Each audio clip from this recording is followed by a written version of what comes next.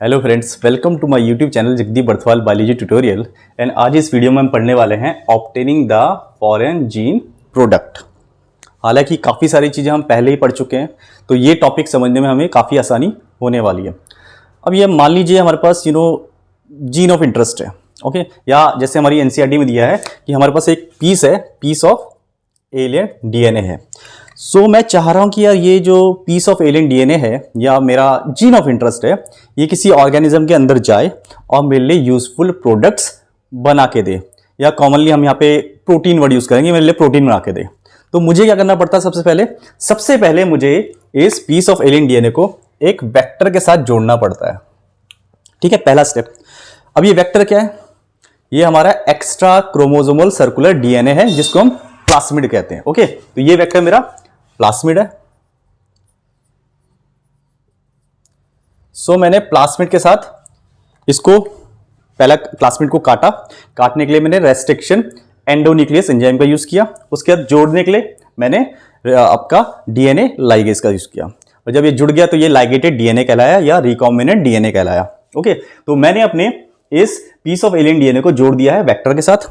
उसके बाद मैं इसको किसी होस्ट सेल के अंदर भेजने वाला हूं। ओके, किसी होस्ट सेल के अंदर भेजूंगा ताकि वो मेरे लिए यूजफुल प्रोडक्ट बनाए। वो होस्ट सेल आपका कोई बैक्टीरियल सेल भी हो सकता है, ठीक है, कोई प्लांट सेल भी हो सकता है, कोई एनिमल सेल भी हो सकता है। इन तीनों में से कोई भी हो सकता है। ज्यादातर हम बैक्टीरिया का यूज करते हैं, है ना, ई कोलाई जैसे बैक्टीरिया, उसका यूज करते हैं। अच्छा, अब हमारा जो ये पीस ऑफ एलियन डीएनए है वो पहुंच गया है किसी, मान लो बैक्टीरियल सेल के अंदर पहुंच गया है। तो वहां पहुंचने के बाद क्या करेगा? ये रेप्लिकेट करेगा, अपनी कॉपीज बनाएगा। ओके, क्लोनिंग होगी, नेचुरल सी बात है ना। देन ट्रांसलेशन करके हमारे लिए यूजफुल प्रोडक्ट बनाएगा। तो दैट मीन्स ये जो हमारा एलियन डीएनए है ये वहां जाके मल्टीप्लाई होने वाला है, अपनी काफी सारी कॉपीज बनाने वाला है। ओके, तो जब डीएनए से डीएनए बनता है तो उसको हम रेप्लिकेशन कहते हैं, है ना, और डीएनए से आरएनए या एमआरएनए बनता है उसको हम ट्रांसक्रिप्शन कहते हैं, और आरएनए से जब प्रोटीन बनता है उसको हम ट्रांसलेशन कहते हैं। तो हमारा अल्टीमेट गोल तो है प्रोटीन को पाना। ओके, सो ये वहां पहुंचा और वहां जाके उसने मल्टीप्लिकेशन स्टार्ट किया, या वहां पे क्लोनिंग स्टार्ट हो गई इसकी। ओके, अब हम देखें तो जितनी भी रिकॉम्बिनेंट डीएनए टेक्नोलॉजी हैं, जितनी भी रिकॉम्बिनेंट डीएनए टेक्नोलॉजीज हैं, उसका अल्टीमेट एम क्या है? भाई अभी हम पढ़ रहे हैं टॉपिक, है ना, तो डीएनए टेक्नोलॉजी बार बार वर्ड आ रहा है, तो उसका अल्टीमेट एम होता क्या है कि हमें डिजायरेबल प्रोटीन्स मिले। ओके, डिजायरेबल प्रोटीन्स मिले या डिजायरेबल प्रोडक्ट मिले। तो उसी के लिए तो हम ये कर रहे हैं कि हम डीएनए को वेक्टर से जोड़ रहे हैं, वेक्टर को फिर भिजवा रहे हैं किसी होस्ट सेल में। तो अल्टीमेट एम जो किसी भी रिकॉम्बिनेंट डीएनए टेक्नोलॉजी का होता है वो है डिजायरेबल प्रोटीन को बनाना। ओके, और इसके लिए सबसे ज्यादा जरूरी क्या है? अगर हम देखें कि भाई डिजायरेबल प्रोटीन बने या प्रोडक्ट बने, उसके लिए सबसे ज्यादा इंपॉर्टेंट चीज क्या है कि हमारा जो रिकॉम्बिनेंट डीएनए है और हमारा जो आरडीएनए है वो एक्सप्रेस हो पाए कहां? होस्ट सेल के अंदर। भैया आपने अपने पीस ऑफ एलियन डीएनए को या जीन ऑफ इंटरेस्ट को किसी होस्ट सेल में तो भिजवा दिया, लेकिन वो जब तक एक्सप्रेस ही नहीं हो पाएगा तो प्रोडक्ट्स तो मिलेंगे नहीं हमें, तो उसका वहां एक्सप्रेस्ड होना जरूरी है। ओके, तो हमारा जो फॉरेन जीन है जिसको हम ये आपका एलियन डीएनए भी कह रहे हैं, वो अच्छे से एक्सप्रेस्ड हो पाए तो उसके लिए हमें एप्रोप्रिएट कंडीशंस भी प्रोवाइड करनी पड़ेंगी। यहां पे जो भी चीज मैं आपको बता रहा हूं आपकी एनसीईआरटी में मेंशन है। ओके, तो हमें उसको एप्रोप्रिएट कंडीशंस भी प्रोवाइड करना पड़ेगा, है ना। आप कोई भी प्रोडक्ट बनाने जाते हैं तो उसके लिए कुछ रॉ मटेरियल्स रिक्वायर्ड होते हैं, है ना। हमारी बॉडी में भी बहुत सारे एंजाइम्स हैं, वो अच्छे से वर्क कर पाएं तो उसको एक ऑप्टिमम टेम्परेचर की जरूरत होती है ना, पीएच की जरूरत होती है, तो सारी चीजें होती हैं। तो यहाँ पे भी हम एप्रोप्रिएट कंडीशंस प्रोवाइड करेंगे किसको? फॉरेन जीन को, ताकि वो एक्सप्रेस्ड हो पाए, और जब वो एक्सप्रेस्ड हो पाएगा तो हमारे लिए वो प्रोडक्ट बना के देगा। ठीक है, सो आगे हमारा जो फॉरेन जीन है वो कैसे एक्सप्रेस होता है होस्ट सेल के अंदर, है ना, और उसी को हम समझने की कोशिश करने वाले हैं। तो अब आगे बढ़ते हैं, जो नेक्स्ट पैराग्राफ दिया हुआ है एनसीईआरटी में उसको देख लेते हैं वो क्या कह रहा है। अब देखिए हमारा जो जीन ऑफ इंटरेस्ट है उसकी हमने क्लोनिंग करवा ली होस्ट सेल के अंदर, ओके, उसको ऑप्टिमाइज कंडीशंस दी ताकि जो हमारा टारगेट प्रोटीन है वो एक्सप्रेस हो पाए, या हमारे जो टारगेट प्रोटीन है ना, वो अच्छे से बन पाए। उसके बाद आदमी क्या सोचता है कि भैया जो भी मेरा प्रोडक्ट है, मेरा प्रोटीन है, उसका प्रोडक्शन हो लार्ज स्केल पे। अगर आप ध्यान दें तो आपकी एनसीईआरटी में पैराग्राफ के बीच में क्वेश्चन पूछा गया है आपसे, can you think of any reason why there is a need for large scale production. आप लार्ज स्केल प्रोडक्शन कराना चाहते हैं तो कोई जरूरत होगी तभी तो आप करवाना चाह रहे हैं, है ना। अगर जरूरत ही नहीं होगी तो मैं लार्ज स्केल पे प्रोडक्शन क्यों करवाऊंगा।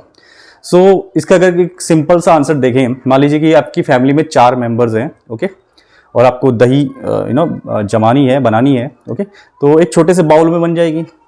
लेकिन मान लीजिए आपके फैमिली में कोई फंक्शन है और 100 लोग आ रहे हैं, तो उसके लिए हमें एक बड़ा बाउल चाहिए होगा, है ना, ज़्यादा दूध लगेगा, ओके। तो रिक्वायरमेंट बढ़ गई हमारी, मेंबर्स हमारे बढ़ गए, लोग ज़्यादा बढ़ गए, तो हमें हमारा जो सेटअप था उसको भी हमें बढ़ाना पड़ा, ओके। तो लार्ज स्केल पर प्रोडक्शन कराने का मतलब ये है कि हम उसको कमर्शियली हम उसको बेच के पैसा कमाना चाहते हैं, है ना, उसको मार्केट में बेच के पैसा कमाना चाहते हैं। आपने देखा होगा कि जब कोरोना पीरियड चल रहा था, है ना, कोविड की वैक्सीन बनी, तो अगर मेरे को 10 लोगों के लिए वैक्सीन बनानी थी, मैं एक छोटी सी लैब में उसको करवा सकता हूँ।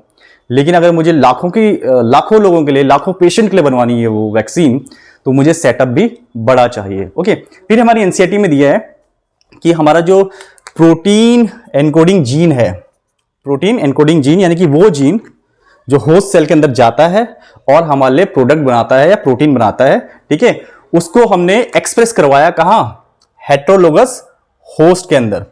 क्योंकि आपका जो जीन ऑफ इंटरेस्ट था, है ना, या प्रोटीन एनकोडिंग जो जीन था, वो हमने किसी और ऑर्गेनिज्म से लिया था, ठीक है, और उसको हमने भिजवाया किसी होस्ट सेल में। तो वो होस्ट सेल बिल्कुल डिफरेंट है, ओके। तो होस्ट सेल जब डिफरेंट है तो उसको हमने नाम क्या दे दिया, हेटेरोलोगस होस्ट। और उस हेटेरोलोगस होस्ट के अंदर आपका जब प्रोटीन एनकोडिंग जीन गया या जीन ऑफ इंटरेस्ट गया, तो उसने हमें प्रोटीन बना के दिया। तो उसी प्रोटीन को हमारी एनसीईआरटी में रिकॉम्बिनेंट प्रोटीन नाम दिया गया है, क्योंकि हमारा जीन ऑफ इंटरेस्ट हमने कहीं और से लिया है और होस्ट वो भी डिफरेंट है। तो उस जीन ऑफ इंटरेस्ट को हमने होस्ट के अंदर भिजवाया, ओके, उसको हमने नाम दिया हेटेरोलोगस होस्ट। और उस होस्ट के अंदर जो प्रोटीन बना उसी को हमने क्या कह दिया, रिकॉम्बिनेंट प्रोटीन कह दिया, ओके। सेकंड, आपको पता है भैया, अगर हम छोटे स्केल पे, वही वाली बात की, अगर स्मॉल स्केल पे मुझे बनवाना है, ठीक है, तो एक छोटी सी लैब में मैं क्लोनिंग करवा सकता हूं जीन की, है ना, जीन ऑफ इंटरेस्ट की, और प्रोडक्ट्स बनवा सकता हूं। लेकिन अगर मुझे लार्ज स्केल पे करवाना है तब मुझे सेटअप बड़ा चाहिए, ओके। और बड़ा सेटअप हो या छोटा सेटअप हो, हमें कल्चर मीडियम की जरूरत पड़ेगी। और अगर हम बैक्टीरियल सेल ले रहे हैं तो उसको ग्रो कराने के लिए हमें एक कल्चर मीडियम की जरूरत पड़ेगी। कल्चर मीडियम में आपके बैक्टीरिया ग्रो करेंगे, हमारे प्रोडक्ट बनाएंगे, ओके। अब जो प्रोडक्ट होता है उसको एज इट इज तो मार्केट में नहीं उतारेंगे, ओके, तो उसको वहां से एक्सट्रैक्ट करेंगे, देन प्यूरिफाई करेंगे, और प्यूरिफाई और थोड़ा मॉडिफाई करके तब उसको मार्केट में उतारेंगे, ठीक है। अब देखते हैं हमारी एनसीईआरटी में आगे क्या दिया हुआ है। अब हमारा जो जीन ऑफ इंटरेस्ट है जिसको हमने वेक्टर के साथ जोड़ा था, वो हमारा होस्ट सेल के अंदर पहुंच गया है। अब उस होस्ट सेल को हम एक कल्चर मीडियम में डाल रहे हैं, ओके, और ताकि वो वहां पे मल्टीप्लाई हो पाए। तो हमारा जो होस्ट सेल है, ठीक है, वो अब एक कल्चर मीडियम में पहुंच गया है और वहां वो मल्टीप्लाई हो रहा है। और हमारा gene of interest host cell के अंदर है, वो भी अपना रेप्लिकेशन, ट्रांसक्रिप्शन, ट्रांसलेशन करके हमारे लिए प्रोडक्ट बना रहा है। यहाँ पे जो कल्चर मीडियम है हमारी एनसीईआरटी में, उसको एक जो इंडिकेट किया है कुछ वर्ड से, उसको कहा है continuous culture medium. Culture medium क्या है, वो सारी चीजें जो एक होस्ट सेल को, या यहाँ पे अगर हम माने एक बैक्टीरियल सेल को ग्रो करने के लिए चाहिए, उसको हमने एक वेसल के अंदर प्रोवाइड करवा दी है, ओके, ठीक है। अब ये जो कल्चर मीडियम है इसको कह रहे हैं कंटिन्यूअस कल्चर मीडियम। अब कंटिन्यूअस कल्चर मीडियम का मतलब ये है कि मान लीजिए ये मेरा वो वेसल है, ओके, जिसके अंदर हमने हमारे होस्ट सेल डाले हुए हैं, ये हमने हमारे बैक्टीरिया डाले हुए हैं, ठीक है। तो ये वो वेसल है जिसमें ये सारा जो डॉटेड लाइन में मैंने आपको दिखाया है वो हमारा कल्चर मीडियम है, और जो ये रेड कलर में मैं दिखा रहा हूं मान लीजिए हमारे बैक्टीरिया हैं या होस्ट सेल हैं, ओके। तो इसको कंटिन्यूअस कल्चर मीडियम क्यों कहा, कि भैया एक तरफ से, एक साइड से तो फ्रेश मीडियम को हम ऐड करे जा रहे हैं, ओके। फ्रेश मीडियम ऐड किया, आपका जो होस्ट सेल था या बैक्टीरिया था वो तेजी से डिवाइड हो रहा है और उसके अंदर हमारा जो जीन ऑफ इंटरेस्ट है वो हमारे लिए यूजफुल प्रोडक्ट बना के दे रहा है। और दूसरी तरफ से जो यूज मीडियम है उसको हम ड्रेन्ड आउट कर रहे हैं। ओके, तो एक तरफ से हमारा फ्रेश ऐड हो रहा है और दूसरी तरफ से हमारा जो यूज्ड मीडियम है, कल्चर मीडियम है, उसको हम बाहर निकाल रहे हैं। ओके, तो इसको हमने कंटिन्यूअस कल्चर मीडियम कह दिया। ओके, और ये हम क्यों कर रहे हैं, ये चीजें हम क्यों करा रहे हैं, ताकि जो आपका जो सेल्स है या आपके जो होस्ट सेल्स हैं वो अपने एक्टिव लॉग में या एक्सपोनेंशियल फेज में बने रहें। ओके, ये भैया रॉ मटेरियल आया, उसका प्रोडक्ट बनाया, तैयार करके भेज दिया, निकाल लिया हमने, फिर फ्रेश रॉ मटेरियल आया, प्रोडक्ट बनाया, फिर आगे भेज दिया, तो ये कंटिन्यूटी बनी रहे। ओके, तो आपके जो होस्ट सेल हैं वो एक एक्टिव लॉग में या कह लीजिए एक्सपोनेंशियल फेज में बने रहे, ठीक है, इसके लिए हम ये कंटिन्यूअस कल्चर मीडियम यूज कर रहे हैं। ओके, और ये जो कल्चरिंग मेथड होते हैं, क्योंकि हम बहुत लार्ज स्केल पे प्रोडक्शन करवाते हैं, तो ये हमें एक लार्जर बायोमास भी बना के देते हैं। ओके, यानी कि यहाँ पे एक लार्जर बायोमास बनते हुए हमें दिखता है। और साथ ही साथ जब लार्जर बायोमास बनेगा तो हमें जो यील्ड मिलने वाली है डिजायर्ड प्रोटीन की, वो भी काफी ज्यादा हायर होगी, यानी कि जो हमें प्रोटीन मिलेगा लास्ट में वो भी काफी ज्यादा अमाउंट में मिलेगा। ओके, सो कंटिन्यूअस कल्चर मीडियम क्या होता है ये मेरे ख्याल से आपको समझ में आ गया होगा। अब हम आगे बढ़ते हैं। अब अगर मैं लार्ज स्केल पे प्रोडक्शन करवाना चाहता हूं अपने प्रोडक्ट का, तो मुझे पता है कि भैया स्मॉल वॉल्यूम ऑफ कल्चर से मुझे एप्रिशिएबल क्वांटिटीज ऑफ प्रोडक्ट की यील्ड तो मिलने वाली नहीं है, तो उसके लिए मुझे सेटअप भी बड़ा चाहिए। तो जब मुझे बड़ा सेटअप चाहिए, ओके, ठीक है, ताकि मैं लार्ज क्वांटिटीज में बना पाऊं अपने प्रोडक्ट को, तो इसके लिए ही डेवलपमेंट हुआ है बायो रिएक्टर्स का। और ये जो बायो रिएक्टर्स हैं ये काफ़ी बड़े वेसल्स होते हैं, जिनमें हम कम से कम 100 से लेके 1000 लीटर का कल्चर मीडियम को हम लोग आसानी से प्रोसेस करवा सकते हैं।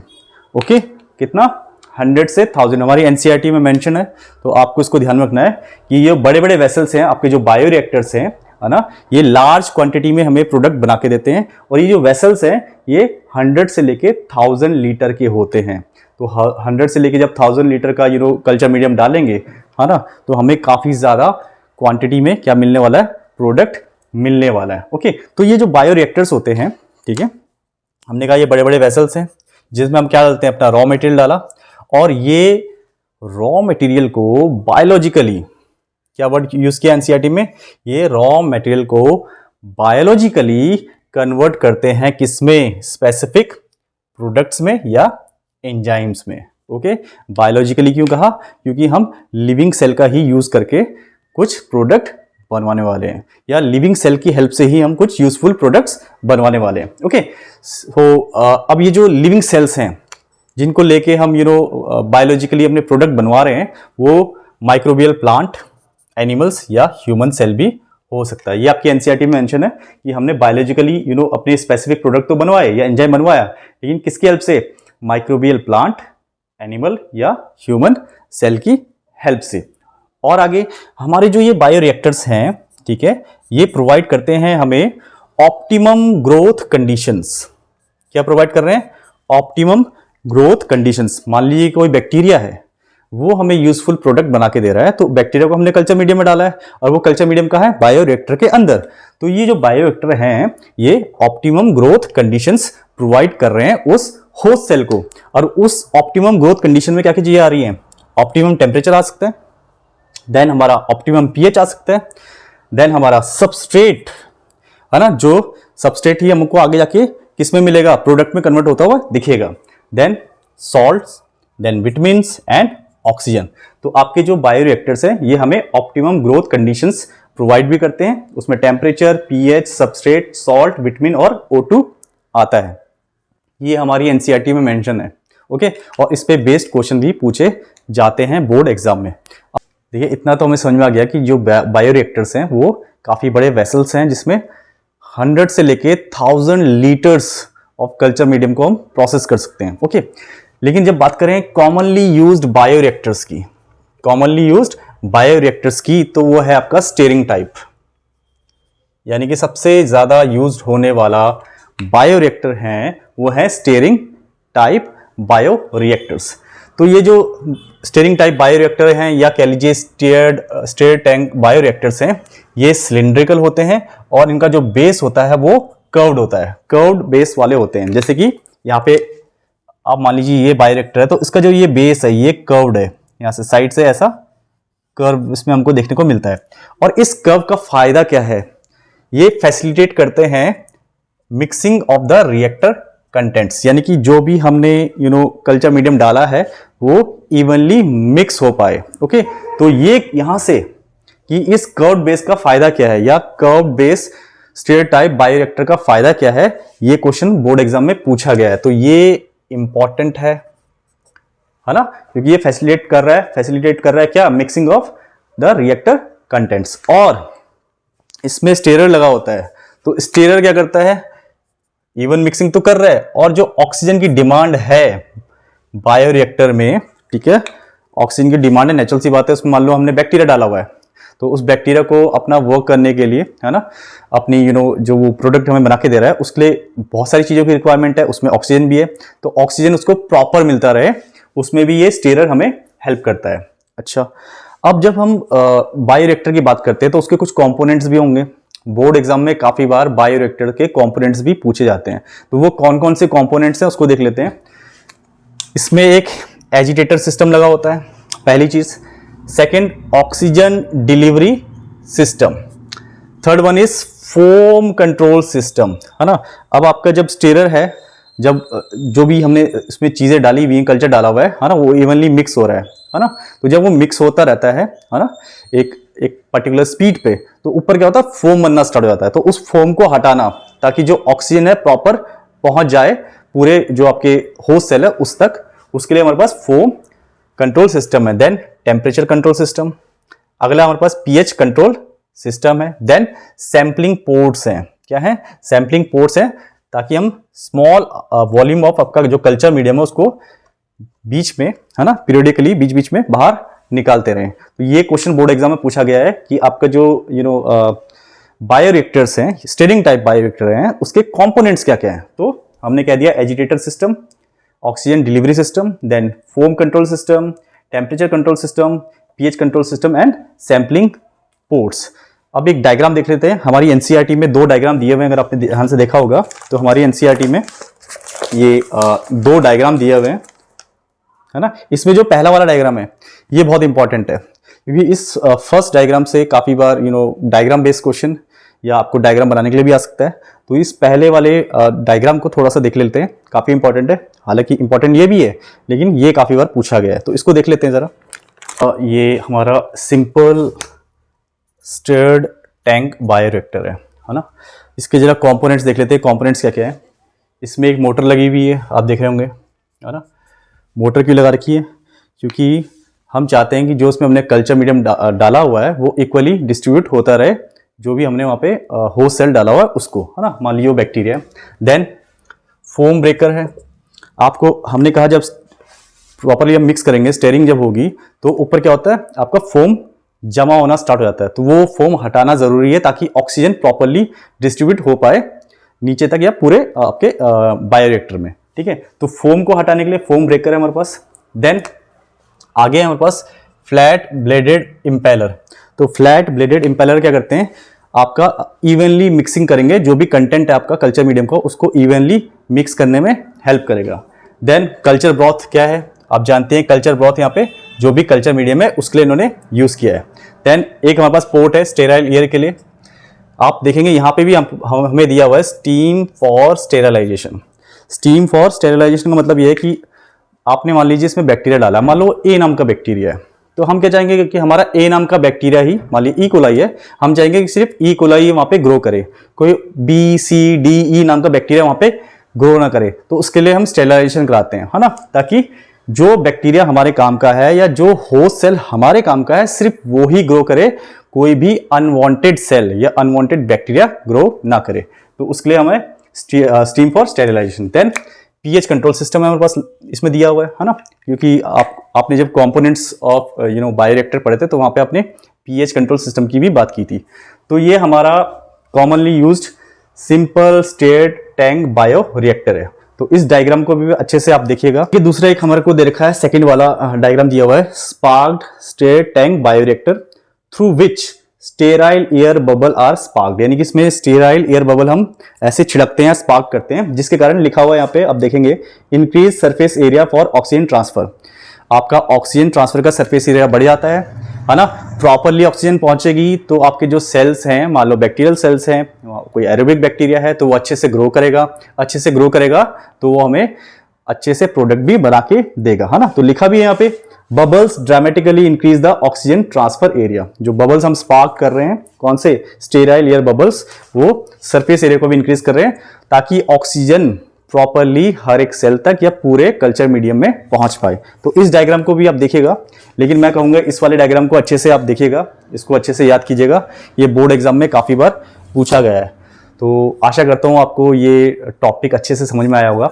वीडियो को लाइक कीजिए, चैनल को सब्सक्राइब कीजिए और वीडियो को शेयर भी कीजिए। Thank you so much.